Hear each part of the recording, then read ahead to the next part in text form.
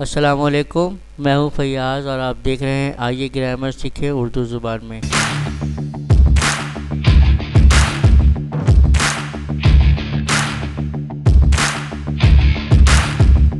दोस्तों, पिछले लेसन में हमने प्रेजेंट कंटिन्यूअस को पढ़ा था। आज हमारा टॉपिक है पास्ट कंटिन्यूअस टेंस। दोस्तों, सबसे पहले हम पास्ट कंटिन्यूअस टेंस की डेफिनेशन को पढ़ते हैं। We use past continuous tense to talk about action that was going on at some time in the past। बहुत ही आसान है। ये टेंस ऐसे कामों के लिए इस्तेमाल करते हैं जो माजी में किसी वक्त जारी था, यानी ये काम माजी में किसी वक्त हो रहा था। जैसे लड़के मैदान में कल शाम को खेल रहे थे। खेलने का अमल कल शाम को जारी था। लड़के मैदान में कल शाम को खेल रहे थे। या फिर आज सुबह बारिश हो रही थी। बारिश होने का अमल आज सुबह जारी था।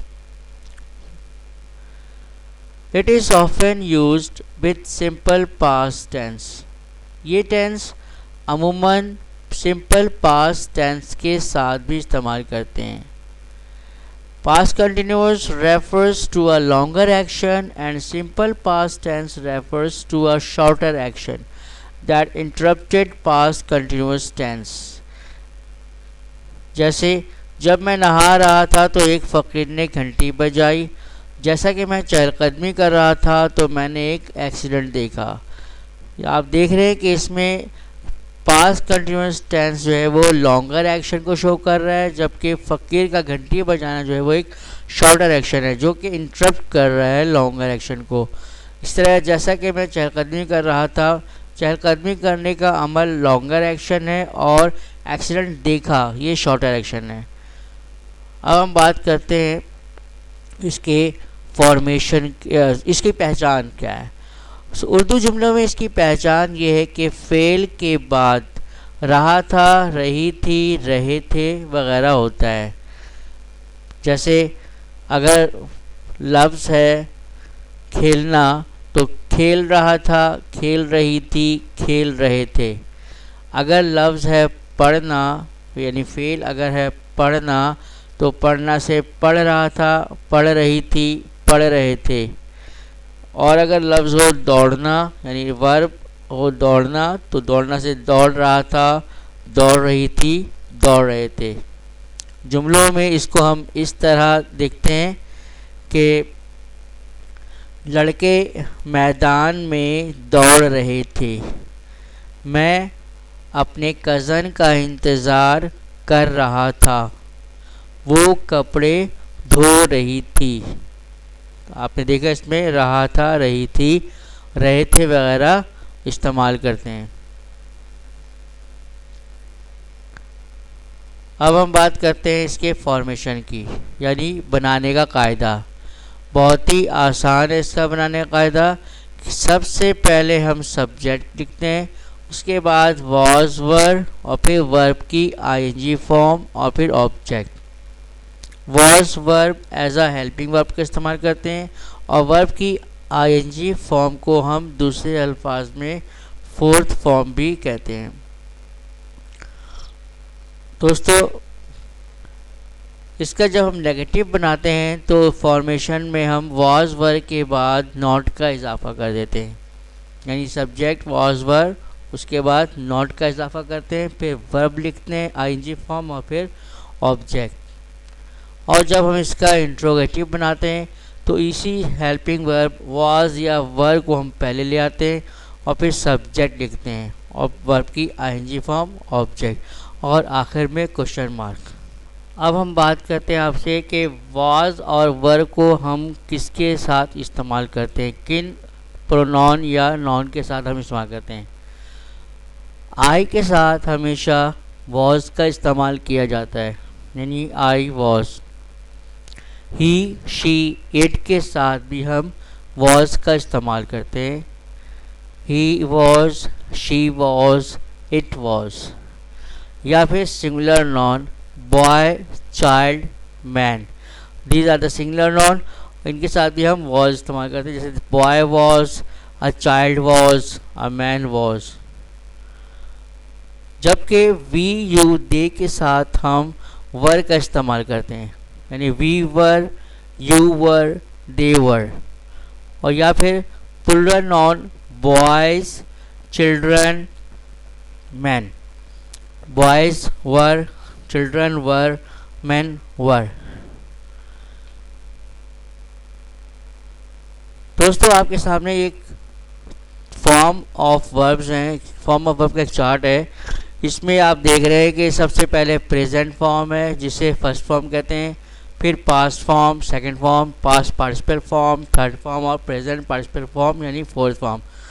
इसके बारे में हमने प्रेजेंट कंटिन्यूअस टेंस में भी आपको बताया था। जिस तरह प्रेजेंट कंटिन्यूअस टेंस में हम प्रेजेंट पार्टिसिपल फॉर्म यानी फोर्थ फॉर्म को इस्तेमाल करते हैं, बिल्कुल इसी तरह पास्ट कंटिन्यूअस टेंस में भी हम प्रेजेंट पार्टिसिपल फॉर्म यानी फोर्थ फॉर्म को इस्तेमाल करेंगे। और आपको पता है कि फोर्थ फॉर्म आईएनजी फॉर्म कहलाता है।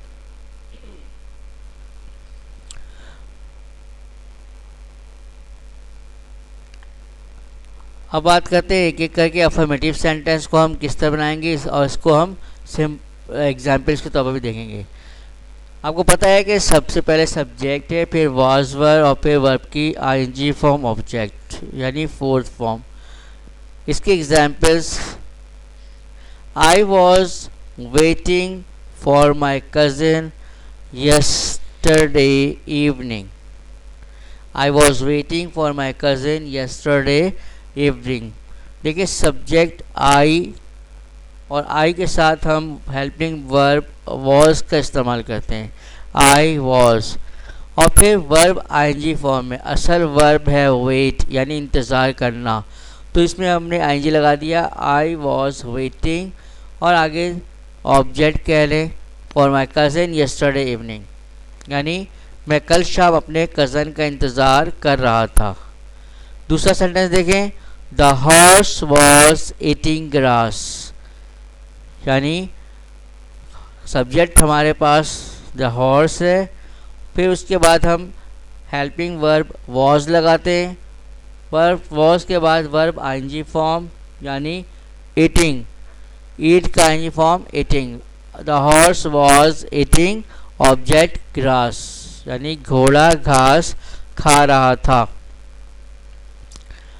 याद रखें अफर्मेटिव सेंटेंस में हम जुमला हमेशा कैपिटल लेटर से स्टार्ट करते हैं और आखिर में हम फुल स्टॉप लगाते हैं।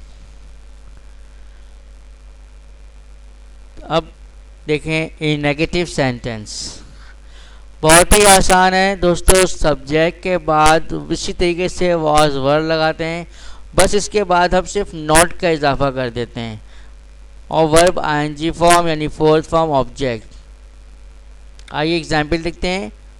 I was not waiting for my cousin yesterday evening. देखें वॉज के बाद सिर्फ नॉट लगाने से इन नेगेटिव सेंटेंस बन जाता है, I was not waiting for my cousin yesterday evening. जिस तरह अफर्मेटिव में हम जुमला कैपिटल लेटर से स्टार्ट करते हैं और आखिर में फुल स्टॉप लगाते हैं, बिल्कुल वही सिचुएशन यहाँ पर भी है। फ़र्क सिर्फ ये है कि हेल्पिंग वर्ब वॉज के बाद या वर के बाद हम नॉट लगा देते हैं। मैं कल शाम अपने कज़न का इंतज़ार नहीं कर रहा था, नहीं पे जोर है, जब नहीं है तो ये नेगेटिव सेंटेंस है। The horse was not eating grass, subject उसके बाद वॉज, और वॉज के बाद नॉट का इजाफा है, the horse was not eating grass, यानी घोड़ा घास नहीं खा रहा था। वर्ब की fourth form eating.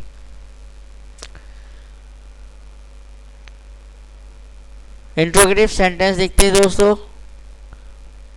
Interrogative sentence में हम हेल्पिंग वर्ब वॉज या वर को पहले लिखते हैं, यानी वॉज वर के बाद हम सब्जेक्ट को लिखते हैं, वॉज वर प्लस सब्जेक्ट और फिर प्लस वर्ब आईएनजी फॉर्म यानी फोर्थ फॉर्म और फिर ऑब्जेक्ट। इसमें आखिर में क्वेश्चन मार्क लगाते हैं, आखिर में इसमें क्वेश्चन मार्क लगाते हैं।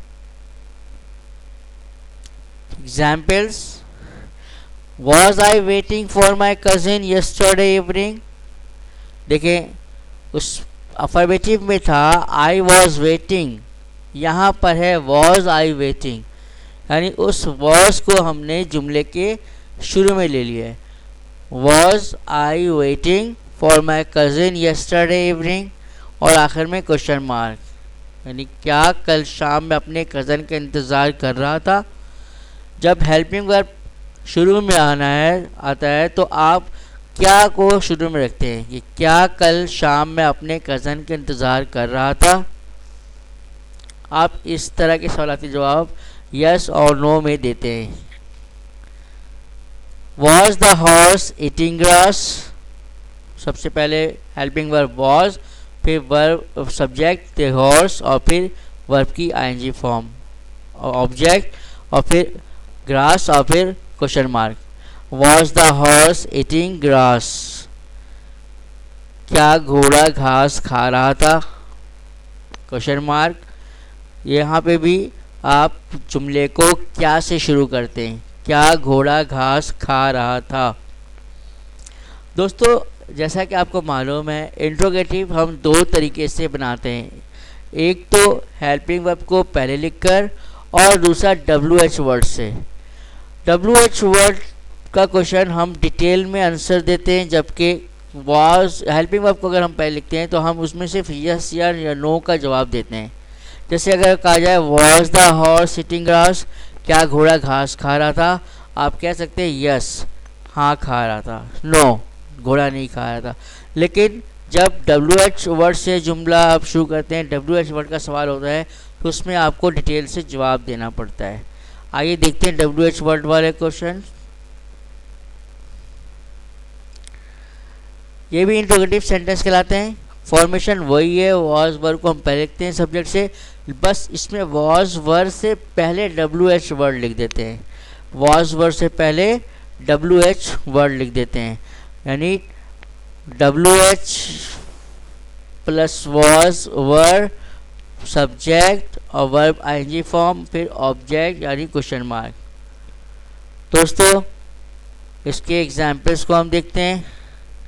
Why was I waiting for my cousin? Why was से पहले हमने एक WH क्वेश्चन why लगा दिया। आपको पता है why मीन्स क्यों।